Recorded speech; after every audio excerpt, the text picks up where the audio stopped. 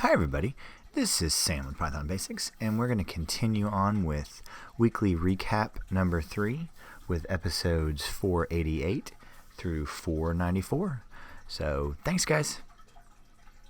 Hi everybody, this is Sam with Python Basics, and we're going to continue on with our Sqlite series. So alright, last time we learned how to initiate a database. We created a connection object and we closed it, and that literally, since it wasn't created, it created a student.db file. So now we need to learn how to create a table. So alright, that's the jargon, that's the terminology. So you have a database, then inside that database you have tables, and those hold rows and columns. So alright, so now we need to learn how to create a table, and then next time we'll learn how to write to it, and then we'll just build upon this. So alright, last time we saw how to create a connection object, which you have to create a connection object first. Now, I hinted that we also need to then create a cursor object to literally, for all intents and purposes, create a cursor of what to do inside the database. So let's just go ahead and do that now. So connection.cursor. Okay, it's just like that. And we can double check and confirm with our con object cursor, and return a cursor for the connection. Boom. So let's put that into memory. Then let's look at help.cur. So okay, Sqlite database cursor class. Let's run dir on cur. Okay, here's important. This method, execute, this is where all the work is done. So kind of like we create our connection object, we create our cursor object. Here's where the heavy lifting is done. So cur.execute. Okay, executes. So it's a method, cursor instance, execute SQL statements. Now we get down to it. So cur.execute. Now, if you've never dealt with SQL, this can be a little unnerving at first. So now, to make this clear and readable, we're going to do this on multiple lines. And we know how to deal with Python in multiple lines. So okay, this is create table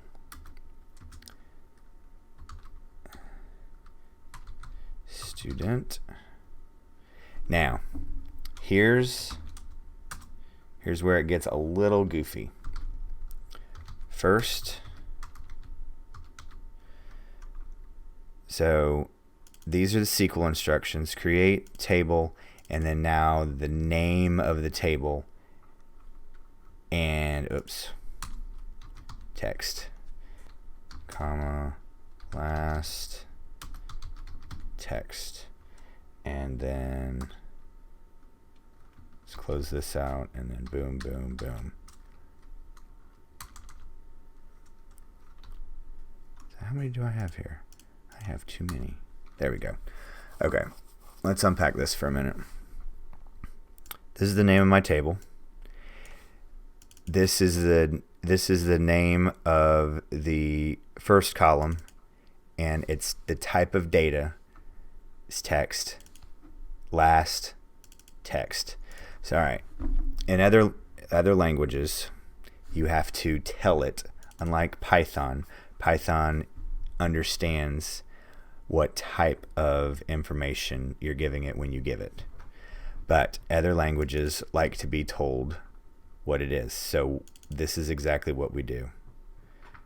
boom, and boom. So then now here's the next last important thing. We have a ton of stuff with our cursor object, and my goodness. Then for our connection, let's back out one. We have to commit to it. So, okay. You step into it one more, do what you want to do, then start stepping out. So commit. Does that make sense? Then we close our connection. All right. Oops. Let's see where I'm. There we go. Boom. I have created my table. And next time, trust me, bear with me, we'll show how to do it, because this covered a lot of things. Cursor object, execute, then a connection commit method. So this is how we create a table in excuse me, in Sqlite using Python. Hi everybody, this is Sam with Python Basics, and we haven't done a video like this in a while, and it's been showing up on message boards and things that I monitor and watch, and thought it'd be, this kind of got me saying, how do you learn at home, or how do you learn Python, or how do you get good at Python? Those same kind of questions have been coming up a lot. So I just wanted to take a second, this being a Monday, a little bit of motivation. I know that's a little cheesy, but this was extremely hard for me to do. There were a lot of start and stops, so I never want you to get frustrated. Leave a problem, go do something else, go do a reminder, go do a refresher of something that you're pretty good at. Explain it to somebody else. One thing that I learned a long time ago is that I noticed it, and then I heard a quote from Richard Feynman. He was involved in the Manhattan Project and was one of the lead guys in solving the Challenger disaster issue. He said, if you want to become a master at something, teach it. So when I started getting just a little comfortable, I actually volunteered to teach at my kid's school, because a kid doesn't know anything, and it's not as intimidating to be in front of it. And I had so many aha moments. So if you're struggling with a concept, explain it to somebody else. It's going to click. Don't beat yourself up that you don't get it the first time you see something. Stay on it. And if it's getting too frustrated, change subjects. Go learn about another task. Go learn about another area of Python. Go back. But I have files upon files upon files. This is just one of them that was halfway through when we started. This is the third computer I'm on since, and I didn't start saving things online and backing up everything and keeping all this progress. But never, ever, ever throw away any code you write. Never. Never delete it, comment it out, save it. You never know, because there were things that I wish that I never got rid of. Don't ever get rid of an Excel spreadsheet. Don't ever delete a line of code. Never get rid of a formula, ever. We have hard drive space will never run out, but I don't want you getting down. Don't ever get down. If I can figure this out, anybody can. Okay? So stay to it. We're going to get a lot more complicated, but we're not going to leave any blanks. I don't want you don't beat yourself up. Don't get down. Stay on it. If there's somebody who's frustrated learning Python, share this with them, okay? If a 36-year-old with learning disabilities can take to this, learn it, and teach others, anybody can do this. This was created as an easy language to read, so it's easy to write, easy to read, easy to understand. That was the whole concept behind it. So alright guys, just wanted to give you guys a little pick-me-up. Just been seeing a lot of those comments. And if you're learning this on your own at home, just stay with it. Write something every day. Go back and read something that you wrote and see if you can clean it up and make it a little bit better. Make it a little bit better. Make sure you're explaining it, because you're gonna, if I haven't told you this or if you haven't read this yet, always comment out on the side what something is, because you're gonna come back and read it a year later and you're gonna be like, what was I trying to do? Always explain what you were doing. Alright? Make sure your variables are clear too. We haven't talked about that yet. So alright guys, just wanted a little pick me up. Wanted to make sure that we haven't talked about this in a while. Hi everybody, this is Sam with Python Basics, and we need to continue on with kivy. So alright, last time I showed you just the regular install that we're used to.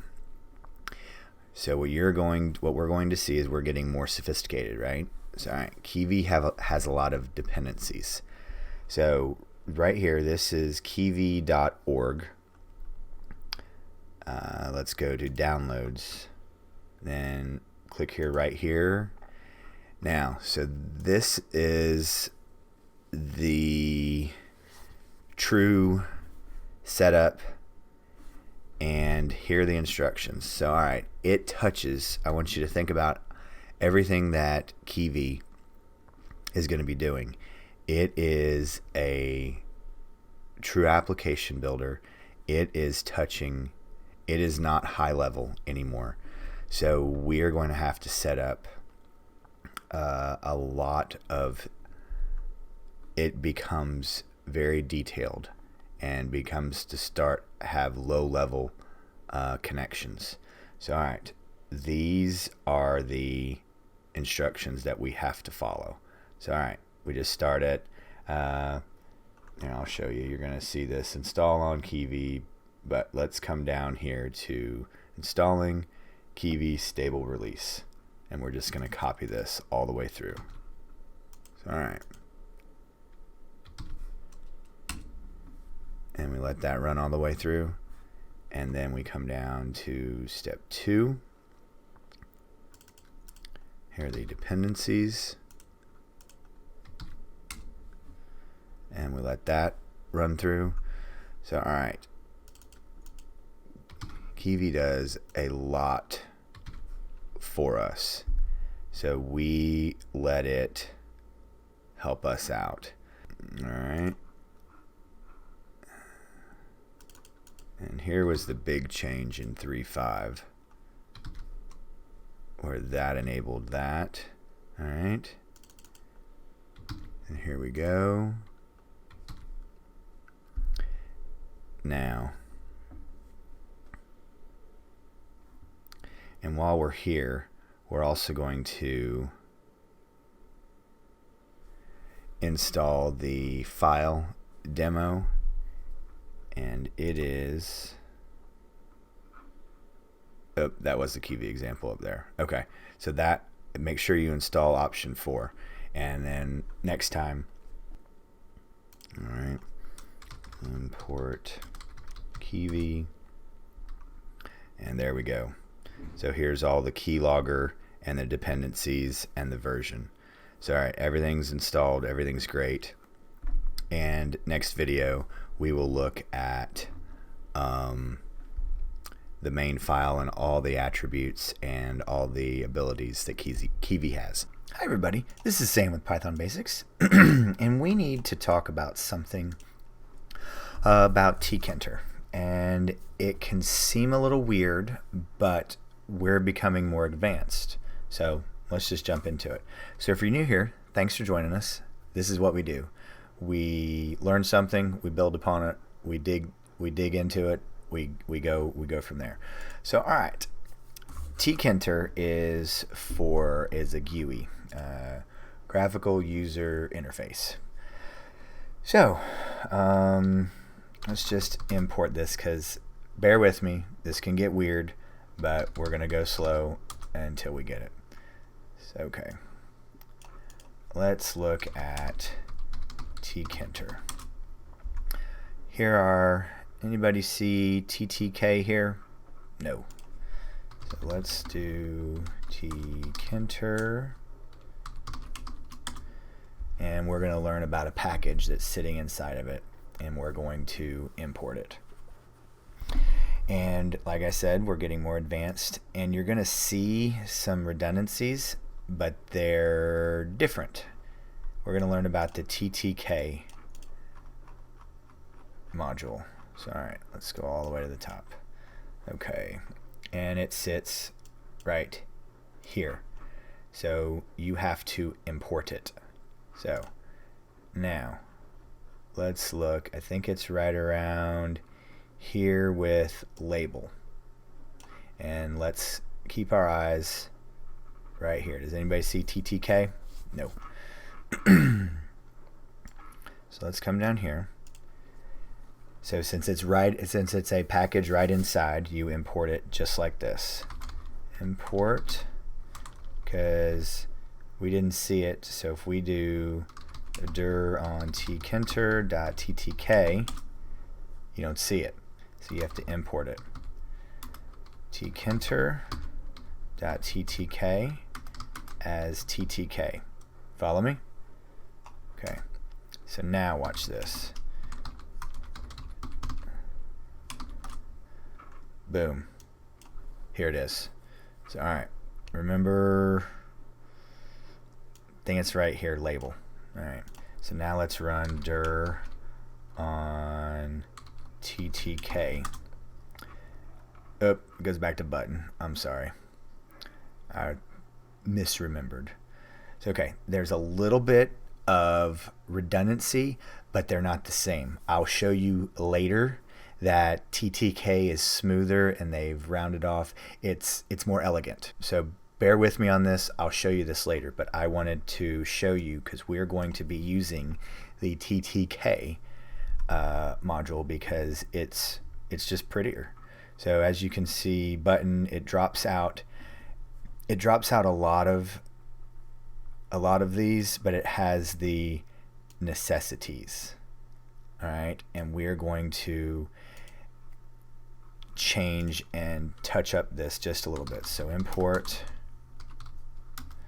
tkinter.ttk as ttk. So there we go. That, and then now we still have our window, just like this. But going forward, because I didn't want to start this with TKinter and have TK objects and then change this on you.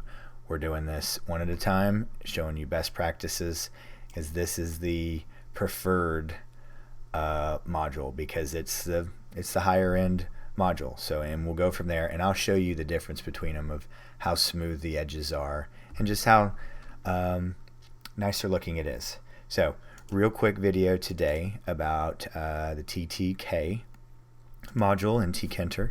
And you guys are doing awesome, asking some awesome questions. Really, I appreciate all the shares that you guys are doing. Got a report at the beginning of the month, and more shares last month than I think I've ever had. So thank you to you guys.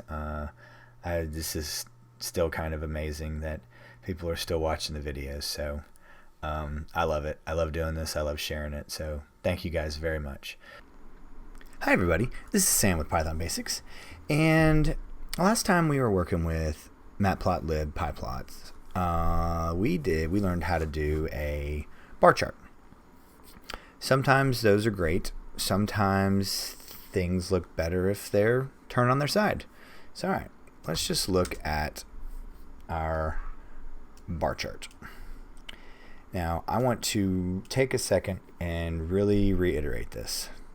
So this is not in X and Y order here. This is a zip and this is indexed. Index 0, 1, 2, 3, 4. So, all right. 0, 1, 2, 3, 4. All right. Because I want you to, let's get rid of this. doesn't care what the ticks are. It's not going through here. It's looking at this. All right. The reason why I'm really making a big deal about this is we're going to look at how to make a horizontal bar chart. And it's literally this simple. H for horizontal. It literally takes it, flips it on its side. You don't have to rearrange anything. You're not changing. I remember when I think about this, I was like, oh my God, I'm going to have to take this and do the X and the Y in the reverse. No, it doesn't care. It goes, okay, index 0, 1, 2, 3, 4. Same thing, 0, 1, 2, 3, 4. So this is how we put the information in. We're going to have to make one more little catch after this. So now we want it's going up the y-axis, right? Boom. We're going to have to change one thing you'll see shortly. And I'm pretty sure you're noticing it already. This is a little ugly. We're like, oh, hydrates, what? And hesterol. So we know how to change that. So now that's how you change it. It's literally that indexed. So let's do fig size. What is it? Let's say 10.6. Let's find out and see. Boom. There we go. Just enough to get everything to fit. And that is how simple taking a bar chart and turning it on its side is. So that's horizontal bar chart. Real quick video today. Absolutely awesome job, guys. Thank you so much for all the wonderful comments, all the great questions, all the shares that have been happening. I just can't say thank you enough. So as always, guys, please leave any comments, questions, or any video requests below, and I'll get right to them. We're going to start doing some pretty cool stuff, pretty sophisticated, so stay on top of them. Hope the weekly videos are working out so you don't feel you can come to us once a week, watch them, get caught up, and just really great questions. My goodness, lots of shares. So thank you. Hi everybody, this is Sam with Python Basics, and we're going to be jumping back with pygame. So alright, this is going to be a little weird and a little foreshadowing. It's alright. If you're new here, thanks for joining us. If you haven't subscribed, go ahead and do that now. This is going to go pretty fast. So alright, pygame sprites. We're going to really start getting into objects. So classes, making our own objects. So class inheritance, those things. So I've got, I think, 4 videos on that. So please go watch those. I will put those up here because we're going to start building and looking at these. So all right. This first, alright, sprites. Let's do it like this. So we're going to bring in, so we looked at the sprite module. Now we're going to look at one of the objects, the classes in, let's just look at it. So alright, pygame.sprite.group. Okay, so let's just run this. Oops. Helps if you import what you need. So import pygame. Okay, let's try this again. Alrighty. So sprites.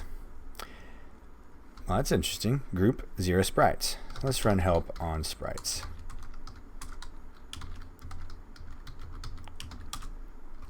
There we go. Alright. Okay, help group in the module for pygame sprite object. Aha, here we go. So the reason why we're going to make sure we understand that we know that we're going to create a object called sprites, and it is the object pygame.sprite.objects is because it has some methodology. That is very important. add, clear, copy, empty, remove. So this is how you can create, destroy, move around, and keep up with. So control. So everything about when you're creating objects is you need to be able to control them, know how many you have, know where they are, know what they're doing, know what their attributes are. And this is what we're going to start with and go from there. So then we're going to begin to create our own objects, and then they are going to be controlled by this sprites, and it's going to then inherit objects from pygame.sprite.sprite. That's a little foreshadowing there. So I want you to be aware of this, and it says it's a simple container for sprite objects. Boom, just like that. And guess what? Here are a bunch of, and then here are the methods. We kind of went over them a second ago, but this can get really out of hand really quickly, and we're going to go very slow. And if you have a question, I cannot say this enough and emphasize this enough. If you have a question or don't get something, somebody else has that same question and they may not ask it. I know I try very hard to take these bite size so everybody sees everything, but I know I miss stuff. I get awesome questions all the time and says, hey, I need that more. I love the deep dives. I think I've done maybe 10 now. I love it because it makes me better. It makes me explain things better. Then in turn it makes me understand it better. So you guys aren't the only one getting stuff out of this. So that's why I say thank you all the time. So all right, it's going to go really fast. All right, so hang on for the ride. Please don't hesitate to leave any comments, questions, or any video requests below. As always, thanks guys. Stay tuned, and we'll see you next time. Bye guys.